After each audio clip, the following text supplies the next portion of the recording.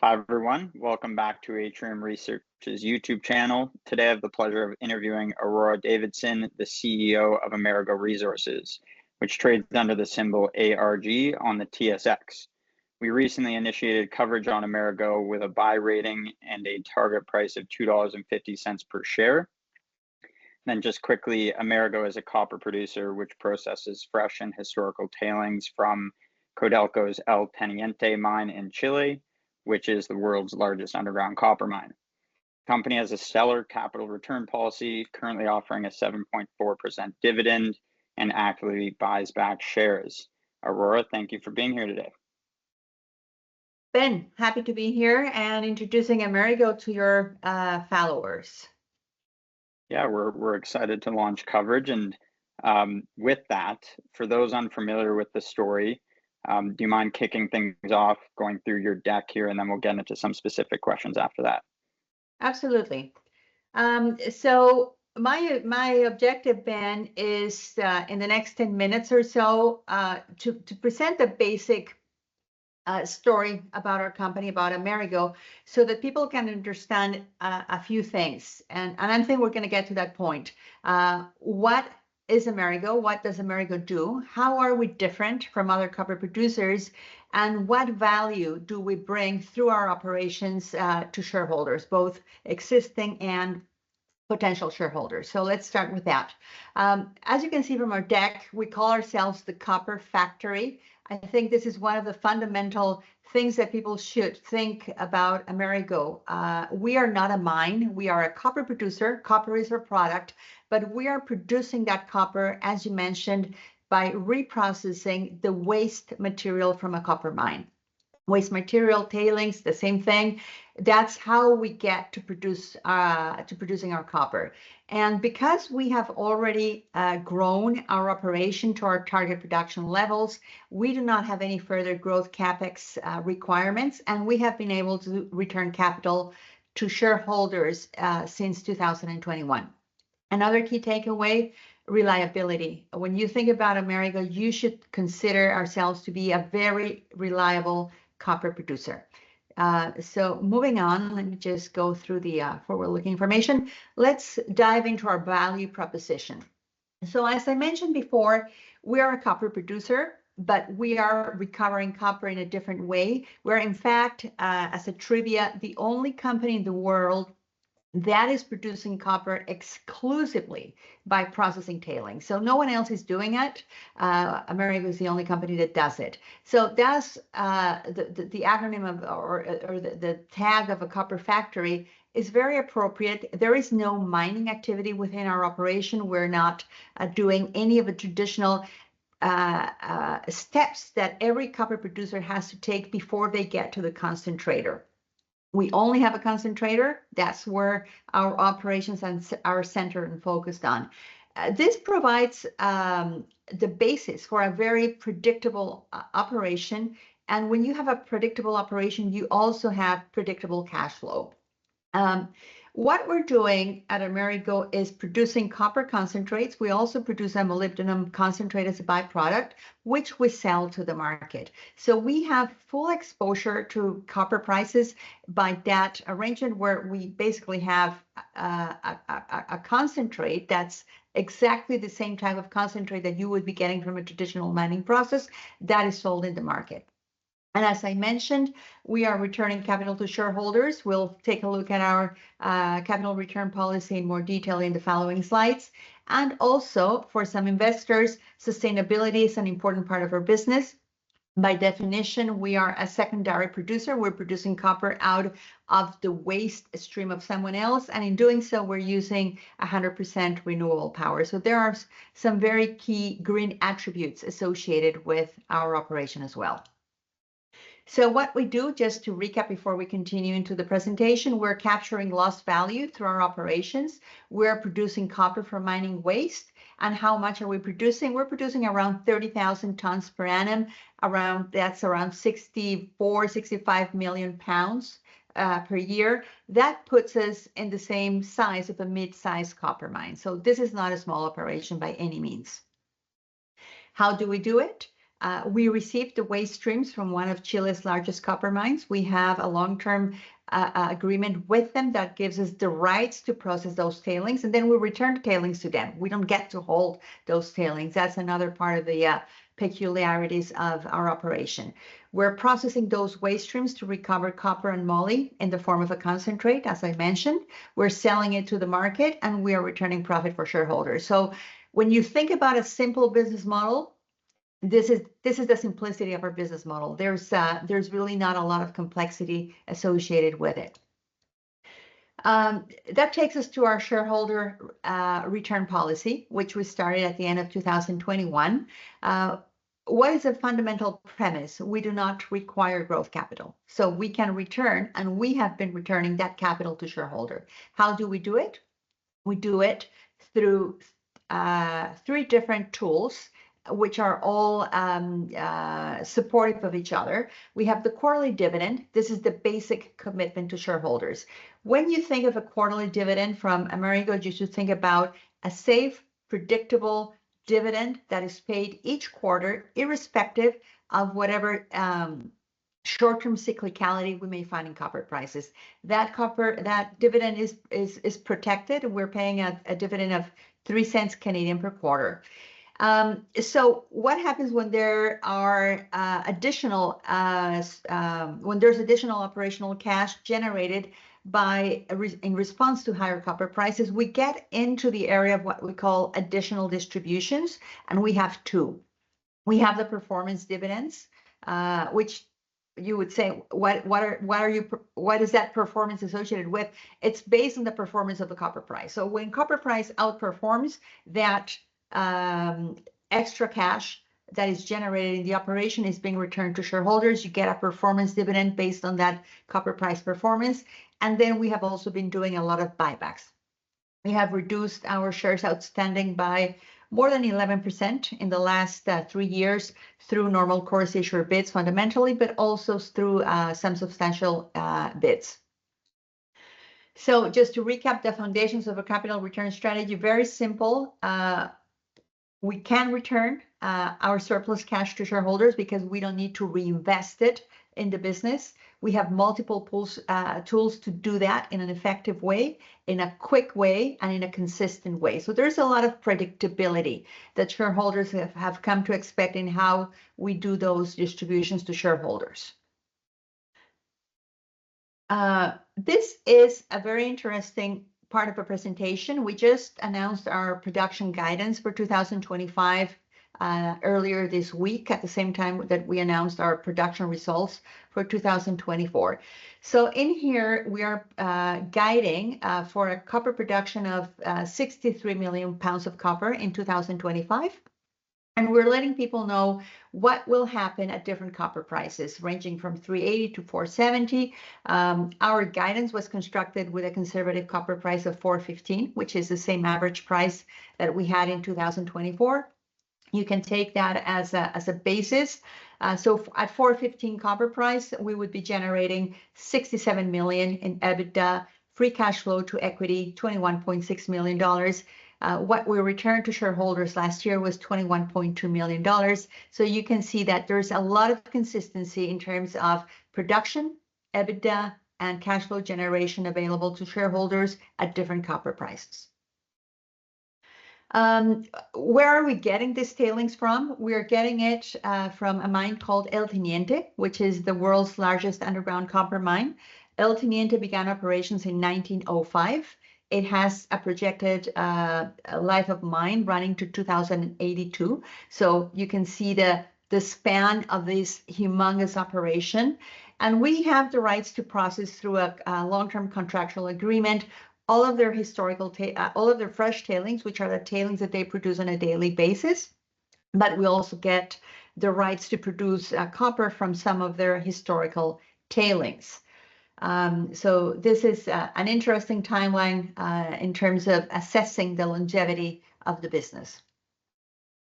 Our operation is located in Chile. For us, Chile is a location that has a very little jurisdictional risk. For one, Chile is the world's biggest copper producer, so they understand copper. They protect their copper producers. Copper is considered the salary of Chile, so it is fundamentally important to the country.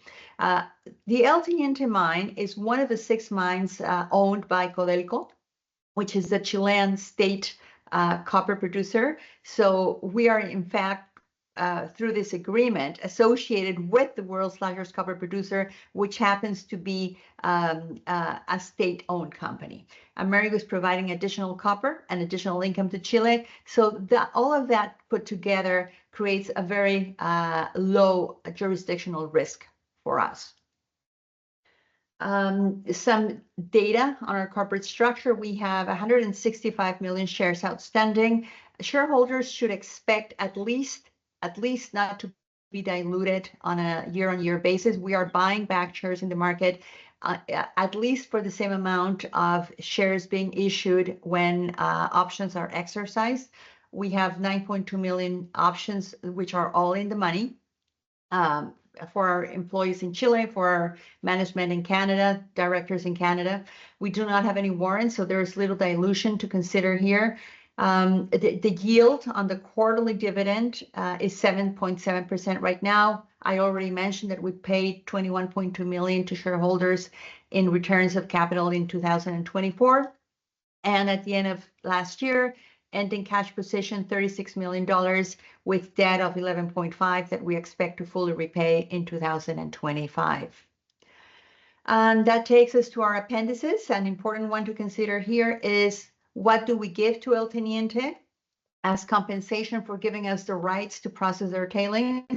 We pay them a royalty based on production and a royalty factor that is tied to copper prices. The higher the copper price, the higher the royalty factor. That works really well as the prime mechanism that ensures there's an interest in El Teniente and our company to be producing that copper and benefiting both from that additional copper production. I mentioned we produce moly as a byproduct at different moly prices. That credit to cash cost can be important. Last year it was around $21 per pound, so around 34 cents per pound credited to our cash cost coming from the moly operation. We have a very small management team. There's not a lot of bodies around. We're all focused on the operation, and we have a multidisciplinary board of directors. And with that, I end the presentation, and I kept my timing.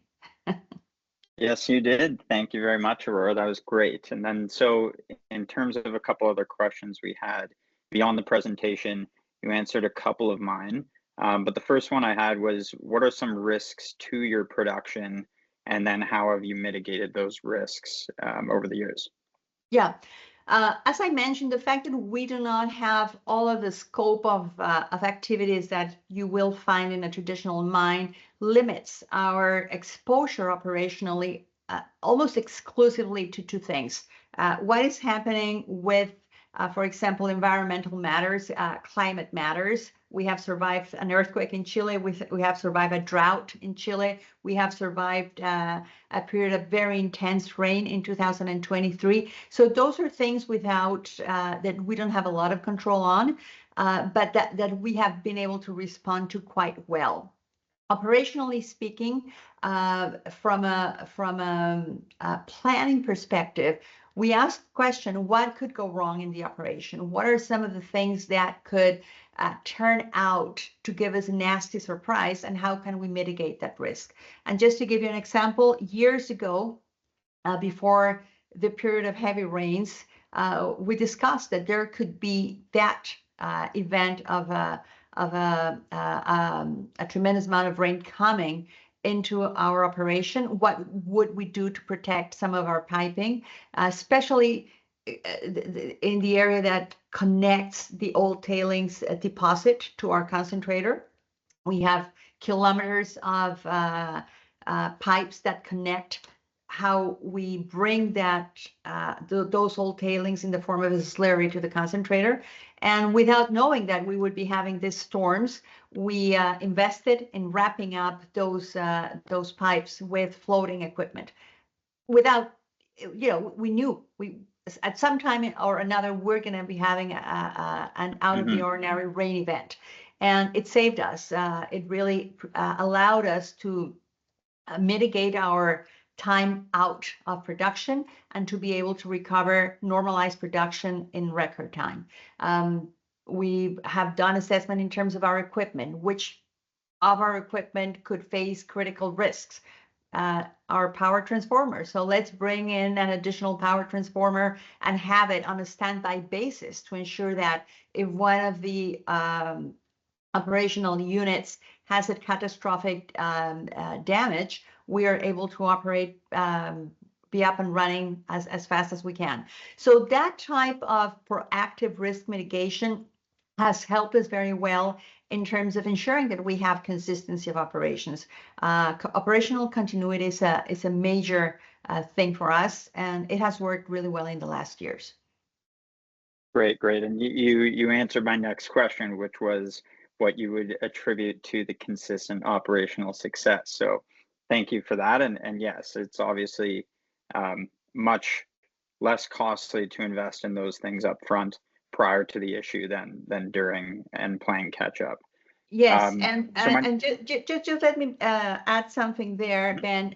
Just because pictures can speak better than words, on our website, the last video that we have on our video gallery for 2024 shows a lot of footage, videos and photographs of some of our risk mitigation projects. And if people are interested to take a look at it, it's a nice video to take a look at. Great. Yeah, I'll have to check that out as well. And then could you tell us a little bit more about the capital allocation? Obviously, that's at the core of your business model now. So in 2025, paying down debt, what else? Buybacks. We have you in our models generating about 65 million in EBITDA.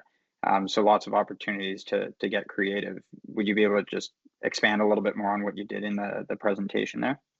Sure. Well, as we showed in the presentation, we're depending on which copper price outlook you have personally, you can basically drill down to what the free cash flow to equity would be available on the year.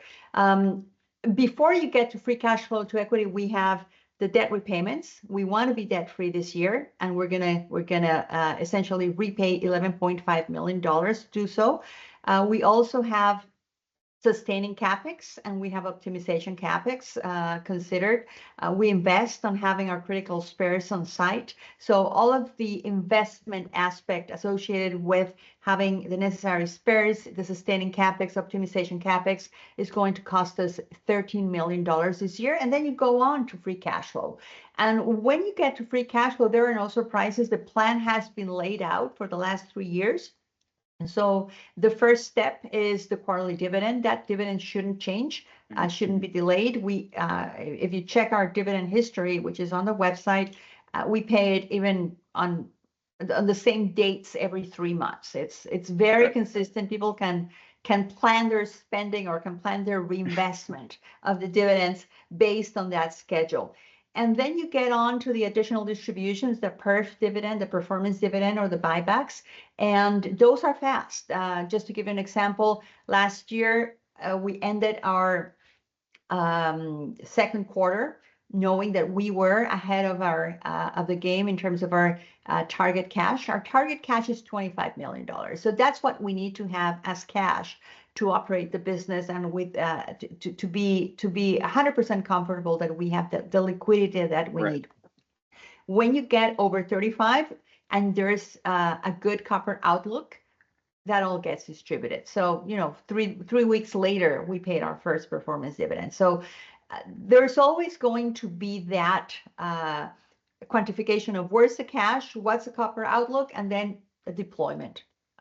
Deployment happens as either buybacks or performance dividends. So there's no real magic surprise. It's all very clear cut and very established. Yeah, Yeah, thank you for that. And that does essentially answer my next question, which was around the performance dividend. But given the performance dividend is obviously highly tied to the copper price, stepping away from Amerigo, what would be your outlook for the copper price for the year and maybe even to 2026 and beyond? hmm I am bullish on copper prices. I've spoken a lot about that in different interviews on our earnings call. I provide a more detailed commentary on what our views are on copper prices. Copper price in 2024 was $4.15. I think we're going to be having a stronger year this year than last year. The consensus pricing from for this year is 436, if I'm not mistaken, for 2025. I think we're going to be doing better than that. I think we're going to be getting closer to the 445 on an average. I'm talking about LME prices. COMEX and LME are having a little bit of a decoupling of late, but we get paid and we sell our copper on the LME. So I think we're going to be having a stronger copper price this year, similar to what happened in 2023 to 2024. There was a 30% per pound pickup on average from one year to the next. So I think something similar will be occurring this year. Mm-hmm. Great. Yeah, and I think we agree on that front. So with that, Aurora, thank you for walking us through the deck and that presentation and answering a few additional questions. We certainly look forward to seeing you execute throughout the rest of 2025 here, and how the capital return strategy plays out throughout the rest of the year. And then for our followers, if you haven't seen our research on Amerigo, you can find it on our website at atriumresearch.ca, and we'll be writing on Amerigo throughout the rest of the year. And again, Aurora, thanks for your time today. Perfect. Thank you, Ben.